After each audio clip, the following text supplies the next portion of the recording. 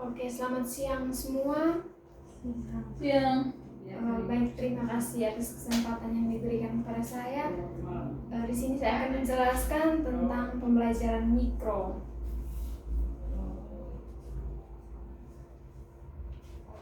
Di sini salah satu kelebihan dari bentuk penyederhanaan melalui pembelajaran mikro yaitu dengan berlatih hanya memusatkan perhatian pada jenis keterampilan tertentu saja. Kemudian setiap yang berlatih berusaha secara terkonsentrasi hanya terlatih pada bagian-bagian tertentu sesuai dengan yang direncanakan, demikian pula dengan yang direncanakan. Atau pula observer, ia hanya memusatkan perhatian dan pengamatannya pada jenis keterampilan yang sedang dilatihkan saja, sehingga dapat diperoleh gambaran yang jelas dan akurat mengenai tingkat keterampilan yang telah dikuasainya maupun kekurangan yang masih ada.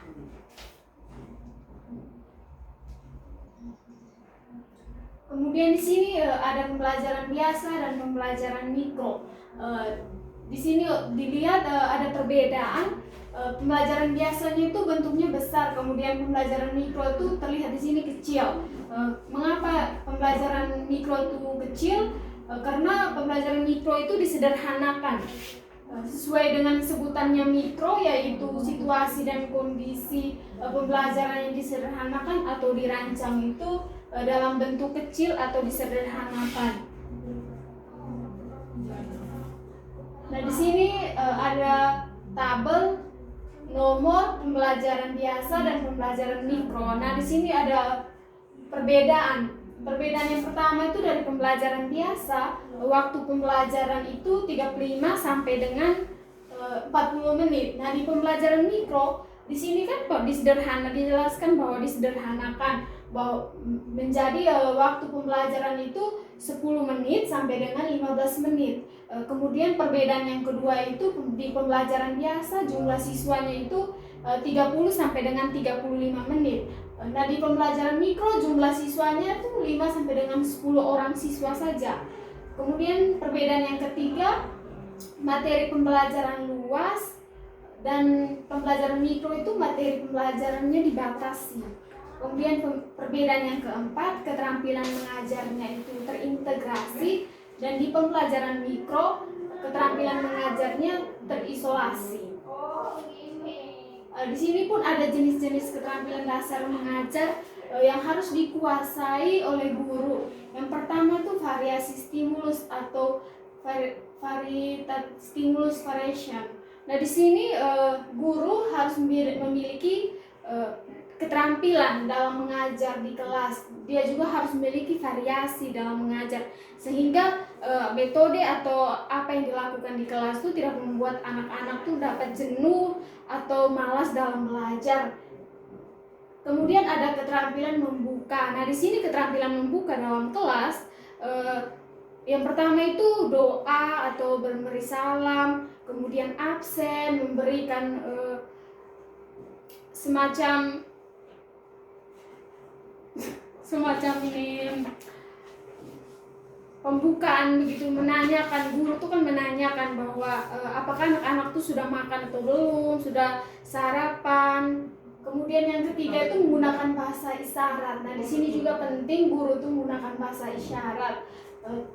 Kemudian ada yang keempat, memberikan penguatan. Nah, guru tuh harus memberikan penguatan atau kata-kata motivasi kepada anak tersebut, sehingga anak tersebut itu termotivasi dalam belajar. Kemudian keterampilan bertanya. Nah, di sini juga guru harus bertanya kepada anak-anak bahwa penjelasan yang dia berikan atau materi yang diberikan di kelas itu anak-anak sudah memahami belum apa yang sudah dia jelaskan. Kemudian ada keterampilan membuat ilustrasi dan contoh. Nah, di sini guru setelah memberikan materi, dia harus memberikan ilustrasi dan contoh agar anak-anak tersebut dapat memahami seperti contoh itu berkaitan dengan apalagi anak-anak kelas rendah. Dia harus memberikan contoh itu harus berkaitan dengan siswa-siswa yang dia punya pengalaman tuh seperti pada keterkaitan antara dengan materi tersebut, sehingga anak-anak tersebut tuh dapat memahami, apalagi anak-anak kelas rendah. Kemudian ada keterampilan menjelaskan. Nah, di sini guru juga harus memiliki keterampilan menjelaskan. Bukan hanya dia menguasai materi saja, tetapi dia harus memiliki salah satu keterampilan, yaitu keterampilan menjelaskan. Mengapa dia harus memiliki keterampilan penjelasan? Karena setiap kali guru bukan hanya menggunakan metode ceramah, pasti otomatis ada anak yang tidak menyukai hal tersebut karena mungkin anak-anak jenuh dengan metode yang ia gunakan. Ia bisa menggunakan metode apa saja sehingga anak tersebut itu dapat termotivasi atau keinginan belajarnya itu ada. Kemudian komplain. Terus ada prinsip pembelajaran mikro. Nah, prinsip yang pertama, prinsip perhatian dan motivasi. Guru tuh harus memiliki prinsip perhatian dan motivasi kepada peserta didiknya, sehingga anak-anak itu dapat termotivasi. Guru adalah motivator untuk anak-anak, sehingga anak-anak tersebut termotivasi dalam belajar. Kemudian ada aktivitas. Nah, di sini di dalam kelas memiliki aktivitas belajar. Kemudian di sini ada balikan dan penguatan. Guru setelah menjelaskan materinya, dia harus memiliki balikan atau penguatan, respon balik kepada anak-anak tersebut, bertanya apa yang sudah mengerti tentang materi yang dijelaskan kepada anak tersebut. Kemudian kata-kata penguatan di sini seperti memberi motivasi, penguatan, begitu. Kemudian balikan di sini maksudnya dia harus bertanya apakah anak-anak tersebut sudah mengerti. Kemudian dia juga memberikan kata-kata penguatan. Kemudian ada tantangan. Nah, di sini anak-anak pasti merasa tertantang ketika guru tersebut sudah menjelaskan materi. Kemudian dia juga memberi tantangan kepada anak-anak, seperti dia memberi latihan soal materi yang sudah berkaitan materi yang sudah ia jelaskan. Dia harus memberi tantangan sehingga anak tersebut itu memiliki daya saing dengan teman-temannya, bahwa ia sudah mengerti dengan materi yang sudah dijelaskan. Kemudian ada perbedaan individual. Nah, di sini setiap murid memiliki perbedaan individu, memiliki perbedaan yang satunya. Setiap anak juga memiliki karakteristik. Nah, guru harus mengenali setiap karakteristik anak tersebut sehingga pembelajaran tersebut dapat jalan dengan baik, sehingga tercapai tujuan yang diinginkan dalam pembelajaran. Nah, tujuan yang diinginkan dalam pembelajaran bukan hanya diinginkan oleh guru saja, tetapi siswa dan juga sekolah. Nah, di sini ada guru yang efektif. Dalam kualitas proses hasil belajar siswa yang banyak dipengaruhi oleh kualitas guru mengajar. Nah, kalau di dalam sekolah tidak memiliki guru yang efektif, maka percuma saja, karena kualitas gurunya rendah. Kemudian dengan demikian kemampuan guru mengajar memiliki hubungan timbal balik dengan hasil belajar yang diperoleh siswa. Nah, kalau guru berleha-leha atau tidak memperhatikan anak tersebut, maka hasil belajar anak pun rendah, sama saja dibilang nol, karena guru tuh kurang memperhatikan peserta didiknya di dalam kelas.